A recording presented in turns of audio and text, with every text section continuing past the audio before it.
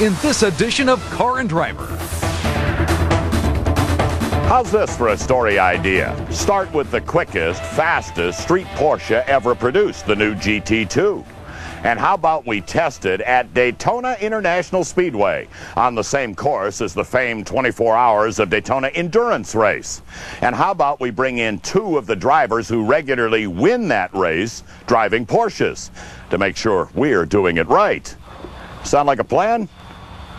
Yeah, I thought so.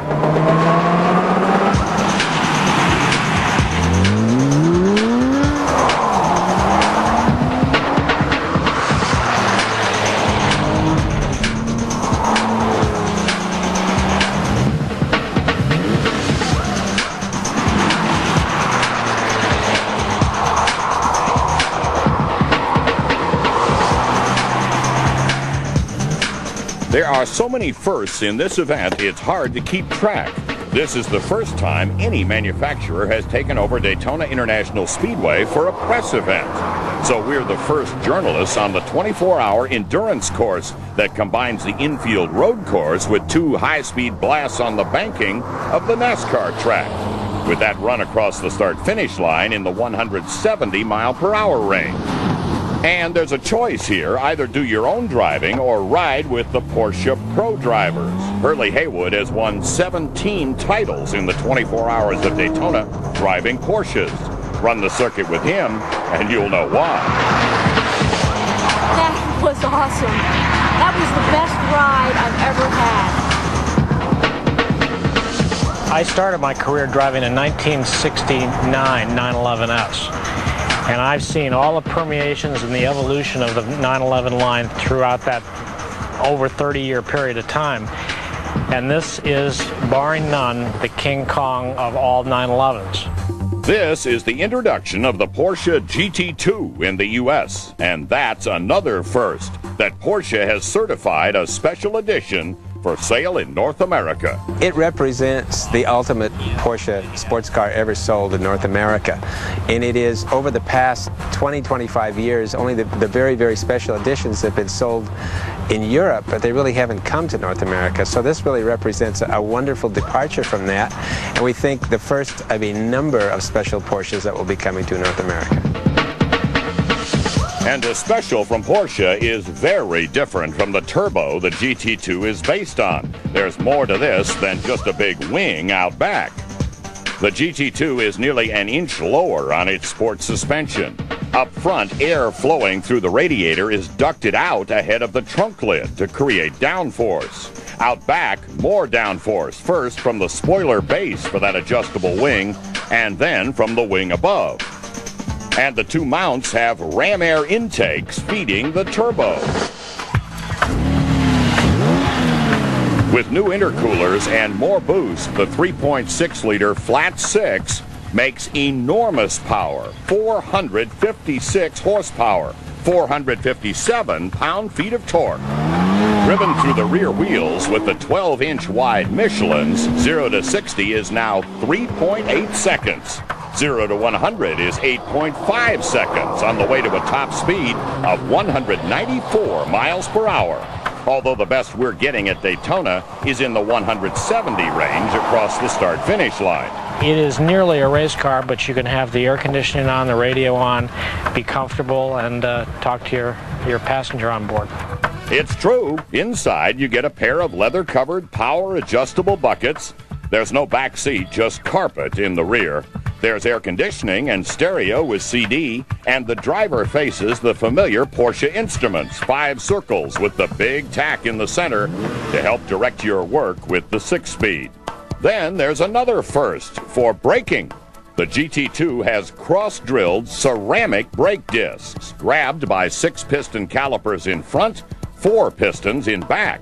The ceramic discs, baked in an oven like a plate, save 9 pounds of weight at each corner, improving suspension response. They are so effective you can trigger the new anti-lock system on dry pavement, braking hard in front of the grandstands to dive into turn 1 of the infield course.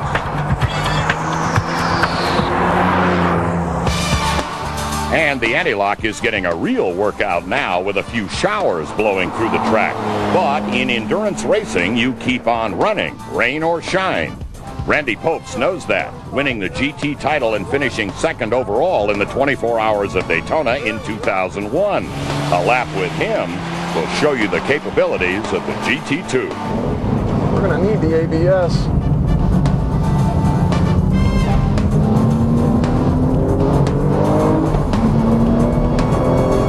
Head down the back straightaway here for the dog leg.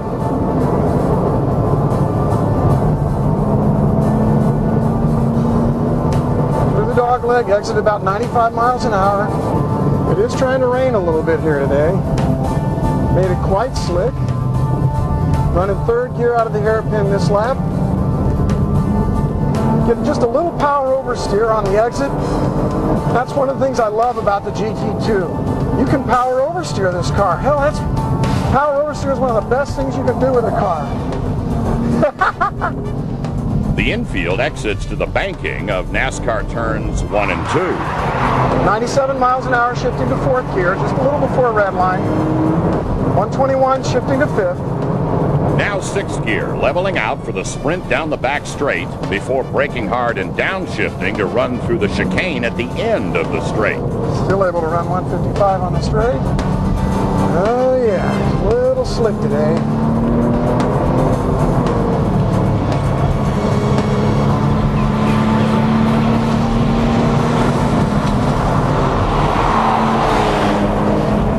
Nothing like horsepower. The only substitute for cubic inches is turbocharging. Now we're in NASCAR's turn 3, heading into 4, 125 miles an hour. The rain is worse on this end of the track. I'm up to sixth gear, boom, boom, over the bumps on top of the tunnel. Sixth gear, 140, 150 miles an hour. 155, back into the brakes, down into turn 1 here at Daytona. And if you're Randy, you now keep that up for 24 hours with your driving teammates, and you're a competitor. Or you can take the GT2's awesome capabilities out on the street, assuming you got your order in early at the asking price of $179,000. Of course, every one coming over from Stuttgart is pre-sold. They've been sold out ever since the car was introduced at Detroit. So it's going to be a collector's car, but it's going to be the kind of car, this is not a kind of car you put in the garage and look at. This is the kind of car you drive, and you drive it hard.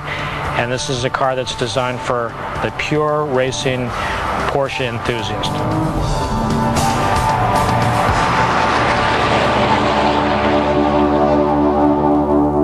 Officially, the GT2 isn't a limited edition, but Porsche won't say how many will be coming here in the first year. Best guess to be about 100 in 2002. And that makes sense. At 170 grand, the GT2 is for those fortunate few who have wallets too big to sit on. But as an image car for a company that's always brought race-winning technology to the street, the GT2 makes perfect sense, writing a very quick new chapter in the Porsche book of high performance.